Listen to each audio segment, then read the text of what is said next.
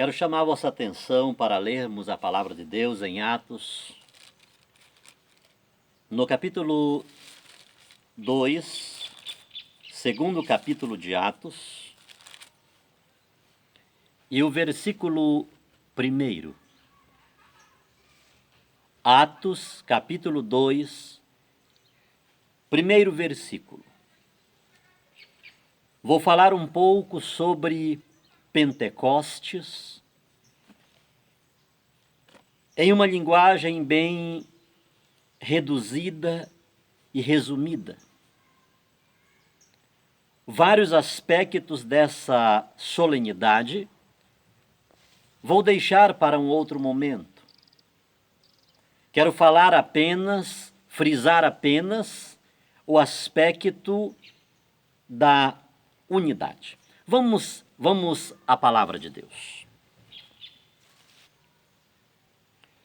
Cumprindo-se o dia de Pentecostes, estavam todos reunidos no mesmo lugar. Cumprindo-se o dia de Pentecostes, estavam todos reunidos no mesmo lugar. Primeira coisa, estavam todos. Vamos encontrar neste texto, algumas vezes, a expressão genérica de todos e também a singularidade. Cada um. É bom que quando você ler esse texto, quando você adentrar nesse relato de Lucas, feito 47 anos depois desse evento, seria bom você grifar essa expressão todos e cada um. Quantas vezes ela aparece, porque aí tem uma mensagem muito importante para todos nós. E como disse, 47 anos depois, Lucas escreve, após ter investigado, pesquisado, como alguém que herdava a cultura grega, um médico grego, ele usa o método grego para pesquisar, investigar, averiguar, atribui a sua obra, o que era de praxe naquela época, a um amigo, a uma pessoa ilustre, uma pessoa importante. E essa pessoa importante a quem ele dirige a sua obra é um tal Teófilo, que quer dizer amigo de Deus. Então, 47 anos depois que ele pesquisou, inquiriu, investigou, analisou, refletiu, ele escreve. Então ele não está colocando aí todos, a expressão todos e a expressão e cada um, por um acaso, ele tem uma enorme mensagem e profunda mensagem para transmitir-nos por meio disso. Não esqueçamos que esse todos é a soma de particularidades. Para se chegar a esse resultado genérico, coletivo de todos, é preciso que o João, o Pedro, a Maria sejam somados, um após um, as particularidades, as individualidades, para que se possa chegar nesse todos. Então, queridos irmãos, há exatos 50 dias, do tempo pascal, chegamos à solenidade de Pentecostes. E exatamente com esta solenidade de Pentecostes, a gente retoma, a liturgia retoma o tempo comum que é caracterizado pela vida pública de Jesus, pela missão pública de Jesus, e, por outro lado, também esse tempo comum é a nossa missão. É a nossa hora, é o nosso tempo de fazermos, de colocarmos em prática aquilo que disse Jesus: ide por todo o mundo. De festa agrícola, Pentecostes passou a significar a libertação do povo hebreu, e para o cristianismo, Pentecostes é o sopro de Deus. O sopro de Deus que une, o sopro de Deus que faz da diversidade uma unidade em função do reino de Deus. Não podemos esquecer esses detalhes, queridos irmãos. Falei para vocês que não vou adentrar e nem tenho como adentrar nesse oceano da pneumatologia, que é exatamente o que muito se quer destacar com o evento de Pentecostes. Quero trabalhar um pouquinho, em alguns instantes, apenas um aspecto dessa festa para os cristãos. Repito-me, 47 anos depois, Lucas não está apenas fazendo um relato, mas ele também está interpretando, porque era um cristão. Ele está dizendo o que Pentecostes significava para os cristãos daquela época. 47 anos depois, 80 anos depois de Cristo, São Lucas está dizendo o que Pentecostes significava para aquela comunidade da primeira hora. E já falei para vocês que Lucas está dizendo que Pentecostes é sopro de Deus que une, que faz da diversidade uma unidade. Cumprindo-se o dia de Pentecostes, estavam todos reunidos no mesmo lugar. Quando falo de unidade, estou dizendo e estou repetindo e estou reproduzindo Lucas, que ao falar que Pentecostes é sopro do Espírito que une, Lucas não está falando de confinamento, de fechamento, de clausura, mas ele está falando de união, embora os cristãos estejam espalhados pelos 4 cantos da terra. Precisamos ter isto em mente. Ao falar do sopro do Espírito que une, Lucas não está falando de uma clausura, de pessoas que precisam ficar confinadas de portas fechadas, como estavam os discípulos, até porque para Lucas, Pentecostes acontece 50 dias depois da Páscoa. Para São João, Pentecostes acontece no primeiro dia da ressurreição, quando os discípulos estão de portas fechadas por medo dos judeus e Jesus vem sobre eles, deseja-lhes a paz e sopra sobre eles o sopro do Espírito Santo. Coloca-se no meio deles. Já falei em outros momentos a esse respeito. O que significa esse ficar no meio? Esse desejo de paz. Então Lucas não está falando de um povo que agora está com medo, enclausurado, de portas fechadas. Não, para Lucas, Espírito Santo é unidade no meio da diversidade. É união, mas uma união que se dá mesmo quando estamos distantes. Mesmo quando a mão é mão, o pé é pé, o ouvido é ouvido, a boca é boca, mas tudo está unido para que o corpo funcione da melhor maneira possível. Lucas não deixou, queridos irmãos e irmãs, de enumerar símbolos e sinais teofânicos. O relato de Lucas não falta, não está faltando símbolos, sinais teofânicos. Ele está interpretando o que aconteceu no ano 33 em Jerusalém, naquela festa de Pentecostes. E por isso ele está falando de forte ventania, línguas de fogo, é a interpretação dele. É a interpretação da igreja daquela época. Lucas conversou com Paulo, inclusive quando Paulo estava preso. Lucas era um dos únicos que podia ir à prisão, com várias restrições, mas ele conseguia, porque era médico, porque era grego. Havia uma relação, foge a minha palavra, diplomática entre Roma e a Grécia. Então Lucas, ele tinha uma certa autonomia, ele gozava de uma certa prerrogativa para visitar Paulo na prisão. E com certeza Lucas, antes de escrever, ele conversou muito com Paulo. O que ele achava, o que ele pensava, como deveria ser.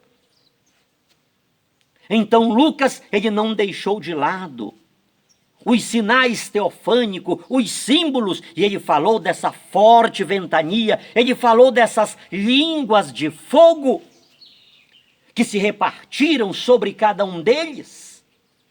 Isso é interessante, veja como para Lucas a unidade, a festa de Pentecostes, do ano 33, na qual aconteceu o fenômeno pneumatológico mais expressivo da história, quando o Espírito Santo veio sobre a comunidade de cristãos. E Lucas está dizendo que nenhum era igual ao outro. Eram todos. O Espírito Santo veio sobre todos, como dizia, mas esse todos era a somatória de particularidades, de individualidades, de pessoas diferentes umas das outras. Mas o Espírito Santo, ele veio sobre a individualidade de cada um. E essa individualidade de cada um que fazia aquele todos foi preenchida por um mesmo Espírito. E Lucas diz que todos receberam dons do Espírito Santo, porque aquele sinal teofânico, aquelas línguas de fogo, repartiram-se sobre cada um deles. Repito-me, queridos, porque quero que esta mensagem, que este detalhe, que não é um detalhe, é capital para a Igreja de Jesus Cristo, fique gravado em nossos corações. Desejo isso, queridos irmãos, porque o Espírito Santo está sendo deturpado. Os dons e os carismas do Espírito Santo estão sendo deturpados, estão sendo manipulados, estão sendo usados de maneira aleatória, de maneira individualista, de maneira que cada um acha que deve fazer, o que deve fazer, da maneira que deve fazer, e não está dando a verdadeira importância para o momento, para a circunstância em que o Espírito Santo vem sobre a Igreja de Jesus, que agora vai assumir uma dimensão missionária. Então esse cada um não era apenas a individualidade, mas era um ir além. Era um ir além do ser Sidney, do ser Eunice, do ser Pedro, do ser Paulo. Esse cada um falava de partos, medos, elamitas. Esse cada um falava de árabes, líbios, cretenses, panfílios, mesopotâmicos. E é importante, queridos, que antes de citar as nacionalidades, Lucas diz que as multidões estavam confusas, as multidões estavam atônitas, as multidões estavam pasmadas, porém, no entanto e todavia, estavam maravilhadas. Por que este paradoxo que Lucas faz questão de colocar? se as multidões estavam atônitas, estavam pasmadas, estavam cheias de interrogações, por que que no meio de tudo isso elas estavam maravilhadas? Lucas, ele dá duas razões, ele dá dois motivos, porque aquela era a reação das pessoas. Primeiro, porque cada um ouvia e entendia a mensagem de Jesus Cristo em sua própria língua. Como, pois, os ouvimos, cada um, em nossa própria língua, em que somos nascidos? Observe a importância deste detalhe. Observe a grandeza, o significado, a importância que Lucas está dando para isto. Como, pois, os ouvimos cada um em nossa própria língua, em que fomos nascidos? Queridos irmãos, queridas irmãs, para Lucas, Pentecostes é entendimento dos povos em torno da palavra de Deus.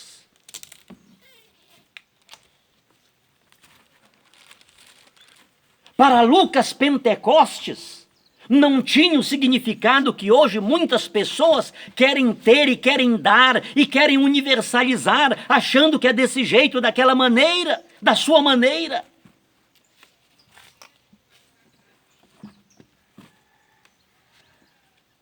Espírito Santo para Lucas é coisa séria. Espírito Santo para Lucas não é brincadeira. Espírito Santo para Lucas é entendimento, é compreensão, é unidade. E Paulo vai falar isso. Ele vai falar usando a analogia do corpo, ele vai dizer que os membros, eles cumprem a sua função para promover a unidade do corpo. Desculpem-me, mas eu estava meditando nesse tema e veio-me à mente que 4 séculos antes de Cristo tivemos Alexandre o Grande, que tinha o sonho da unidade. Ele tinha o sonho de unificar os povos em uma só cultura, na arte, na estética, na língua. Este era o grande sonho de Alexandre, mas não conseguiu. Embora ele tenha estendido as fronteiras do seu império, embora ele tenha feito conquistas extraordinárias, porém o seu sonho de helenização não foi à frente. Não deu os resultados que ele gostaria. Mas veio-me à cabeça, quando meditava sobre isso, que esse sonho de Alexandre, essa compreensão das línguas, que o mundo falasse uma só língua, aconteceu no meio dos cristãos, no dia de Pentecostes, quando o Espírito Santo veio sobre os discípulos de Jesus e todos começaram a ouvir na sua própria língua a mensagem do amor de Jesus Cristo. Dificilmente o sonho de Alexandre, de qualquer um outro imperador ou estadista ou monarca ou presidente, vai se concretizar de fazer dessa imensa maioria de povos a unificação de uma só cultura, de uma só língua. Mas o Espírito Santo, ele diz para nós que é possível. O cristianismo, ele diz para nós que é possível vivermos a unidade, é possível vivermos a fraternidade, é possível vivermos essa espiritualidade não de fechamento, não de confinamento, não de clausura, mas de abertura, de unidade, mesmo quando estamos distantes e mesmo falando idiomas diferentes. Uma só é a realidade, queridos. Isso me chama a atenção. E já deu de você perceber que empolgo-me quando isso falo. Porque, queridos irmãos, o que mais se vê hoje é pessoas que se dizem cheias do Espírito Santo, repletas do Espírito Santo, transbordando do Espírito Santo. E eu pergunto-me, onde está esse Espírito Santo? Onde está esse Espírito Santo que ninguém se entende? Nem mesmo entre os seus, nem mesmo entre os seus grupos, nem mesmo entre os seus confinamentos, nem mesmo onde estão enclausurados, nem mesmo onde estão fechados. Todos falam de Espírito Santo e cada um é mais cheio do Espírito Santo que o outro, mas esse Espírito Santo que foi relatado e interpretado por Lucas 47 anos depois do ano 33, essa unidade, esse sopro do Espírito que une, isso não se vê. Não conseguimos presenciar e nem dar testemunho desta realidade. Uma só é a realidade, queridos. Um só é o Espírito. Um só é o corpo. Mas as manifestações, os dons, os membros, eles são muitos. O Espírito é a unidade. Os dons, eles são multiplicidade. O corpo é unidade. Mas os membros são multiplicidade. Em Deus tudo está, dele tudo veio e para ele tudo volta. São Paulo vai dizer em Atenas que nele vivemos, nos movemos e temos o nosso ser. Para que fomos batizados? Para que fomos batizados? Em que fomos batizados? Em que espírito fostes batizado? O que é que Paulo vai dizer à comunidade de Corinto? Ainda bem que não batizei ninguém, a não ser alguns poucos. Para que alguém não diga que foi batizado em nome de Paulo. Paulo fala à igreja de Corinto e diz, se entre vós há divisões, há rixas, há revoltas, se um diz eu sou de Pedro, outro eu sou de Apolo, eu sou de Paulo, está Cristo dividido? Em que espírito fomos batizados? Se não naquele espírito de Pentecostes, e para quê? Por que fomos batizados naquele espírito? Para sermos um só corpo. Amados, ser igreja é viver na unidade. Se queremos ser igreja de Jesus, precisamos viver na unidade sem perder as particularidades.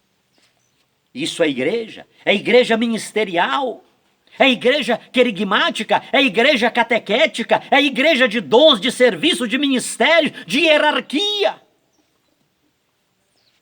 Essa igreja que não se submete aos seus líderes não é igreja. Esse Espírito Santo que não honra quem honra merece não é Espírito Santo, mas é uma falsidade do demônio no meio da igreja de Jesus, querendo se passar por igreja de Jesus para fazer as suas dissidências, as suas fragmentações. E o desejo disso não é que o nome do Senhor Jesus cresça. O desejo disso não é que o nome do Senhor Jesus seja glorificado, mas é que o nome de determinados personagens e personalidades seja exaltado e seja glorificado. Porque quem quer ser igreja vive na unidade. Claro que as nossas particularidades não perdemos. A mão não pode perder a sua particularidade de mão. Os dedos não podem perder as suas particularidades. O pé não pode perder a sua particularidade. O pulmão, o fígado, todos os órgãos do corpo não podem perder a sua singularidade e a sua particularidade, mas todos estão unidos para o bom funcionamento do corpo. Pouco importa, querido, que somos, mas muito importa como agimos em relação a Cristo e ao próximo. Tempo comum é o meu tempo de missão, é o meu tempo de ser discípulo, é o meu tempo de praticar os ensinamentos de Jesus. E um dos seus ensinamentos, já na sua fase de despedida, foi: fazei de todos os povos um só povo, pelo santo batismo, batizando-os em nome do Pai, do Filho e do Espírito Santo, e ensinando-os a guardar tudo quanto vos ensinei. Fazendo isto, eis que estarei convosco todos os dias até a consumação dos séculos. Amém, amém, amém.